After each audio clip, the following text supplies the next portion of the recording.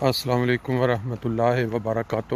دوستو، آج ڈوبتے سورج کے ساتھ ساتھ شام کی سیر میں یہ خوبصورت جو منظر آپ دیکھ رہے ہیں، ان کے ساتھ ساتھ آپ کو ایک دو چھوٹی چھوٹی خبریں بھی سناتے ہیں تاکہ آپ کے کان جو ہیں وہ بھی محظوظ ہوں اور آپ کی جو آنکھیں ہیں وہ بھی ان مناظر کو دیکھ کر محظوظ ہوں۔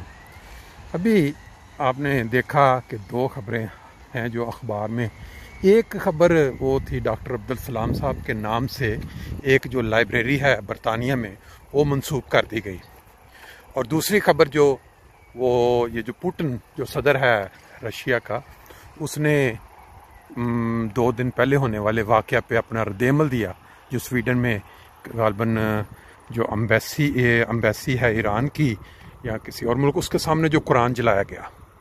اس نے کہا کہ قرآن اگر مسلمانوں کے لیے مقدس ہے تو باقی سب مذاہب والوں کے لیے بھی مقدس ہونا چاہیے۔ اس کا یہ جملہ جب میں نے پڑھا تو میرے دماغ میں یہ خیال آیا کہ یہ پاکستانی ملا، پاکستانی مولوی یا TLP کے جو پیروکار ہیں جو بڑھتے جا رہے ہیں، کاش کہ ان تک بھی یہ آواز پہنچے۔ وہ تو مسلمان ہیں، وہ تو امت محمدیہ ہونے کا دعویٰ رکھتے ہیں، اور نبی پاک صلی اللہ علیہ وسلم تو تمام انبیاء سے مرتبے پہ بلند، اخلاق میں بلند ہر لحاظ سے، اور ہم یہ دعویٰ رکھتے ہیں کہ ہم تمام جو جتنے مذاہب ہیں ان سب سے بہتر ہیں۔ تو پھر پوٹن کا یہ جو فکرہ ہے کہ قرآن پاک اگر مسلمانوں کے لیے مقدس ہے تو سب کے لیے مقدس ہونا چاہیے، یہ پاکستان میں یہ کیوں نہیں اپلائی ہوتا؟ وہاں آپ نے دیکھا پچھلے چند دنوں میں ایک کیا کہتے ہیں سیلاب آیا ہوا ہے۔ نبی پاک صلی اللہ علیہ وسلم کی پرامن تعلیم یا اسوہ کے برخلاف اس کی دھجیاں ادھیڑ کے رکھ دی انہوں نے۔ احمدیوں کو قربانی کی اجازت نہیں ہے، احمدیوں کو نماز پڑھنے کی اجازت نہیں ہے۔ مساجد میں پولیس والے اعلان کر رہے ہیں کہ اگر احمدیوں کو ہم نے دیکھ لیا تو ہم ان کو وارن کر رہے ہیں، اریسٹ کر لیں گے اگر ہم اطلاع دیں۔ پھر لوگ جو ہیں انہوں نے وہ تماشا بنا لیا ہوا ہے، سڑکوں میں سے گزرتے ہوئے اگر کہیں بکرا احمدی کے گھر کے باہر باندھا نظر اس کی تصویریں بناتے ہیں، اور پھر بیٹھے ہوئے ہیں شے لگا کے کہ ہم نے اطلاع دینی ہے۔ عجیب مذہب کو اتنا تماشا بنا لیا ہے پاکستان میں لوگوں نے کہ کچھ سمجھ نہیں لگتی۔ اور یہ قومیں اب ڈاکٹر عبدالسلام جو ہیرو ہیں پاکستان کے، ان کے نام پہ انگلینڈ میں اب ایک جو لائبریری ہے وہ فخر محسوس کر رہی ہے کہ ان کے نام پہ ہم نے اس اپنی لائبریری کو چینج کر دیا۔ اٹلی میں ہے، کئی اور ادارے ہیں جو اس بات پہ فخر کرتے ہیں کہ یہ علم کا جو خزانہ جو انہوں نے بتایا دنیا کو، ان کے نام پہ ہم یہ اپنی لائبریریاں یا انسٹیٹیوٹ بنا رہے ہیں۔ اور ہمارے اپنے دیش میں یہ حالت ہے کہ ہم ان ہیروز کو قدر کرنا تو دور کی بات، ان کے جو قبرستان، ان کے جو کتبے ہیں، ان کے اوپر جو کوئی قرآنی آیت ہوئی ہے ان پہ بھی سیاہی پھرواتے ہیں۔ بہرحال اس کے اوپر بڑی دفعہ بات ہو چکی، یہ آپ نے دیکھ لی ہے۔ پھر اس کے بعد آپ آگے چلیں، یہ جو ویڈیوز میں آپ کے ساتھ ابھی اس کے اینڈ پہ شیئر کروں گا سیر کے بعد، وہ آپ کو پوری کہانی کھول دیں گی کہ ہمارا مائنڈ سیٹ کیا ہو چکا ہے پاکستان کے اندر۔ سلولی آہستہ آہستہ یہ جو زہر کا ٹیکہ بھرتے چلے گئے مختلف سیاسی لیڈران، اور اب تو حکومت اور ایون کہ ہماری جو حکومت ہماری حفاظت کرنے والے جو ادارے ہیں ملک کے یا سرحدوں کے، وہ بھی پوری طرح انوالو ہو چکے ہیں، کیونکہ ان کی شہ کے بغیر یہ جو مولوی یہ نہیں پنپ سکتے، یا دوسری جو تنظیمیں بنتی ہیں جو بنائی جاتی ہیں وہ نہیں پنپ سکتی۔ ان اداروں کو یا ان حکومت جو حفاظت کرنے والے ادارے ہیں عوام کی یا سرحدوں کی، جب ان کو کوئی اپنی کرسی کھسکتی نظر آتی ہے تو پھر وہ اس طرح کی تنظیمیں پیدا کرتے ہیں، اور یہ صاحب کے سامنے ثبوت موجود ہیں کہ کس طرح ان کو پیسہ دیا جاتا ہے، کس طرح اللہ تعالیٰ ہی اس قوم کو سدھار سکتا ہے یا رائے راج پر لا سکتا ہے۔ اب آپ یہ دیکھیں، آگے میں آپ کو جو چند کلپس دکھا رہا ہوں اس میں آپ دیکھیں گے کس طرح پاکستان کے اندر ایک ہوا قائم کر دی گئی، ایک ایسا ماحول قائم کر دیا گیا ہے کہ کوئی احمدی جہاں بھی کسی کو پتہ چل جائے کہ یہ احمدی یہاں رہتے ہیں، وہ اس کی گلیوں کے جو بچے ہیں، وہ جو بوڑھے ہیں، جوان ہیں، وہ اس طاقت میں رہتے ہیں کہ ان کے گھر میں اگر نماز کی آواز آ جائے، اور اذان تو ویسی پابندی ہے بڑی دیر سے، اگر پتہ لگ جائے کہ یہاں کوئی نماز پڑھنے کے لیے جا رہے ہیں، اب تو قربانی تک بات پہنچ گئی، بکرے کی آواز آ جائے یا بکرا باندھا نظر آ جائے تو وہ بھی ان کو چبھنا شروع ہو چکا ہے۔ اذانیں یا نمازیں اور باقی قرآن کی تلاوت یہ تو بہت پرانی بات ہو چکی۔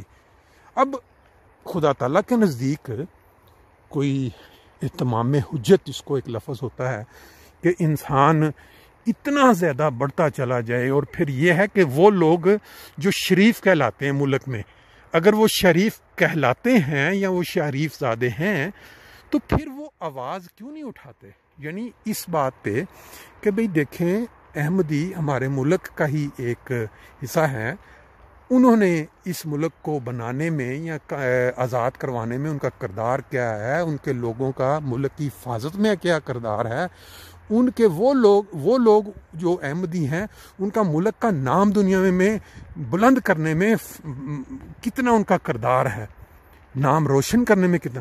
یہ جتنے شریف زادے لوگ ہیں وہاں جو سمجھتے ہیں کہ ہم شریف ہیں، ہم ٹی ایل پی یا یہ جہادی تنظیموں کے ساتھ نہیں ہیں، فضل الرحمان کے وہ پالے ہوئے جو اس کے کیا کہتے ہیں مدرسوں کے، ہم شریف لوگ ہیں، لبرل لوگ ہیں، تو وہ کیوں آواز نہیں بلند کرتے کہ بھئی یہ زیادتی ہو رہی ہے، سراسر زیادتی ہو رہی ہے۔ ایک دیکھیں، یہ پوٹن کرسچن ہوگا، اس نے قرآن کی جو بے عزتی یا ہتک کرنے کی، جلانے کی، اس نے مذمت کی اور مسجد میں گیا اور مسجد والوں نے اس کو قرآن کا تحفہ دیا ہے۔ ان ممالک میں تو اس طرح اسلام کے ساتھ سلوک کیا جاتا ہے، اور ہمارے ملک میں جہاں ہم کہتے ہیں جی ہم نبی پاک صلی اللہ علیہ وسلم کی امت ہیں اور ہمارا مذہب پوری دنیا کو لیڈ کرنے والا ہے، وہاں یہ نمونہ پیش کیا جاتا ہے جس کا میں نے ذکر کیا۔ بہرحال بات لمبی ہو گئی، شام کی سیر چل رہی ہے، باقی آپ یہ ویڈیو دیکھیں اور پھر آپ کے کمنٹس کا انتظار رہے گا۔ ایک ضروری اعلان سنو، اے اعلان پورے پنڈ واسطے کیتا جاتا پیا کہ اج بڑی عید ہے اور لوگ جڑے نے سارے مسلمان یہ سنتے ابراہیمی ادا کر رہے ہیں۔ تواڈے پنڈ وچ کچھ لوگ ایسے نے جڑے غیر مسلم نے، لہذا اگر کوئی غیر مسلم قربانی ادا کرنا چاہتا ہے تو وہ واسطے اعلان ہے کہ پہلے وہ اپنے آپ کو مسلمان کرے پھر قربانی ادا کرے۔ اگر کوئی بندہ جڑا کہ مسلمان نہیں، اگر انہیں قربانی کی تو وہ خلاف سخت کاروائی عمل چلائی جائے گی۔ میرا نام غلام رضا سب انسپیکٹر ہے، تھانہ فیکٹری ایریا گجرات تو میں رہا ہوں۔ کوئی بندہ اپنے آپ کو قانون کے دائرے میں اس طرح نہ لوے وہ پہلا مسلمان ہوئے۔ دوبارہ اعلان سن لو، کوئی بندہ اگر قربانی کرنا چاہتا ہے جنہیں کہ غیر مسلم ہے، وہ پہلے مسلمان ہو پھر قربانی کرنے کی انہوں نے اجازت دی جائے گی۔ اگر کوئی غیر مسلم قربانی کرے گا تو اس کے خلاف سخت کارروائی عمل چلائی جائے گی۔ شکریہ۔ فرقہ ہوگا جو صراط مستقیم پہ ہوگا۔ اب یہ جو ہم کس طرح یہ لائن ڈرا کریں ان 72 فرقوں میں کہ کون سا فرقہ ہے جو صراط مستقیم پہ ہے، اور میں بحیثیت ایک سنی، بحیثیت ایک شیعہ یا بحیثیت ایک اہل حدیث اس فرقے کو جس کی حضور صلی اللہ علیہ وسلم نے نشاندہی کہی ہے کس طرح اس کو کنفرم کر سکتا ہوں، اور کس طرح اس کی روایات کا مجھے پتہ چل سکتا ہے کہ وہ کون سا ہے؟ شکریہ۔ نہیں صاحب، ابھی ایک سوال ہے کہ اسلام جو ہے وہ دین ہے، یقیناً اسلام دین ہے، اور آپ نے فرمایا کہ میری امت 73 فرقوں میں تقسیم ہوگی اور ایک فرقہ ناجی ہوگا۔ اب وہ فرقہ ہر ایک دعویٰ کرتا ہے کہ ٹھیک ہے میں ناجی ہوں، اب اس کا اصول اور ضابطہ کیا ہونا چاہیے؟ ان تمام فرقوں کی تعلیمات آپ لے لیں، وہ تعلیمات جو زیادہ قریب ہیں دین اسلام کے اس کو آپ اپنا لیجئے گا، مسئلہ ختم ہو جائے گا۔ یہ میں سوال کے جواب دیکھیے، جواب تو ہمارے پاس واقعی نہیں ہے۔ میں تو یہ کہوں گا کہ شاید قیامت کے قریب ہمیں کچھ، ہمارے اندر کچھ ایسا خمیر اٹھے کہ ہم سب ایک ہی فرقہ بن جائیں، لیکن اس وقت اس کا کوئی میرے سامنے کوئی صورت نظر نہیں آتی۔ جی شکریہ۔ میرا سوال اس معزز پینل سے یہ ہے کہ کیا گورنمنٹ یا سرکار کو تکفیر میں حصہ لینا چاہیے، خاص کر کے جب سرکار کی طرف سے، گورنمنٹ کی طرف سے کسی فرقے کو کافر قرار دیا جاتا ہے تو کیا وہ اس کا تحفظ یقینی بنا سکتی ہے؟ شکریہ۔ میں اس میں صرف یہ اضافہ کروں گا کہ جو ہم نے تکفیر سرکاری طور پہ کی ہے وہ تو کامیاب نہیں ہوئی۔ سچی بات ہے کہ ایک احمدی یہاں پاکستان میں کھڑا ہو تو وہ تو غیر مسلم ہے، काफिर नहीं कहूँगा क्योंकि शायद गैर मुस्लिम ही मुनासिब इस्तिलाह हो, जैसे ही वो बॉर्डर पास करता है भारत में जाता है तो मुसलमान हो जाता है। अब मुसीबत ये है कि उसको आफाकी तौर पे हम किस तरह गैर मुस्लिम करार दें। कई मुसलमान ममालिक ऐसे हैं जो उनकी तकफीर नहीं करते, तो वहाँ पर जाके वो फिर मुसलमान हो जाते हैं। तो मैं समझता हूँ कि इस मसले का हल ये है नहीं है कि एक रियासत इसमें मुलव्वस हो।